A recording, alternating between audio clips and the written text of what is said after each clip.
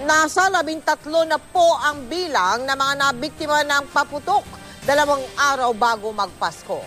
Isa sa mga tinututukan ng mga otoridad, ang pikulo na sanhi ng karamihan sa mga naitalang firecracker-related injury. Nakatutok si Michael Fahati. Naputulan ng 3 daliri ang 12 anyos na bata sa Benguet, Abra matapos sumabog ang pinulot niyang paputok. Hindi raw alam ng bata na paputok ang inihagis sa kanila habang nangangaroling. Kaya niya ito pinulot. Nitong Sabado, December 21, nagsimula nang magtali ang Department of Health ng mga firecracker-related injuries. Isa ang batang 9 na taong gulang na taga-Tondo, Maynila sa mga unang biktima. 3 daliri niya ang nasabugan ng pikulo. Mapabata man o matanda, kapag nagdidiskrasya na maputok, iisa ang sinasabi pagkatapos. Magpapaputok ka pa? Hindi na po. Bakit? Delikado.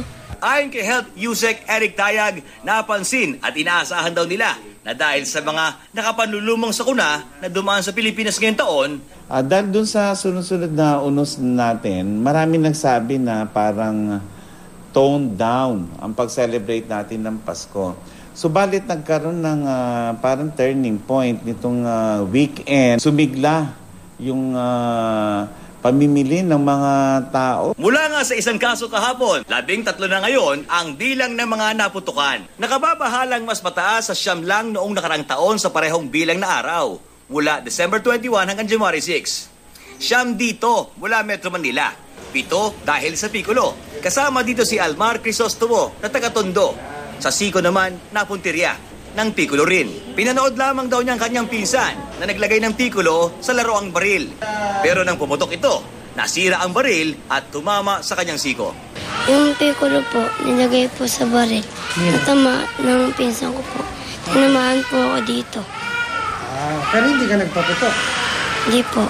Hindi maikakailang salot na raw na maituturing ang iligal na paputok na ito. Dahil noong nakarang taon, 27% sa firecracker-related incidents, Piccolo ang salarin. Kahit pababa ang bilang ng mga napuputokan taon-taon, bunsod na rin ang kampanya ng DOH na idinadaan sa sayaw. Baka pag-isipan na rin nila na sumayaw ng no, no, no to Piccolo.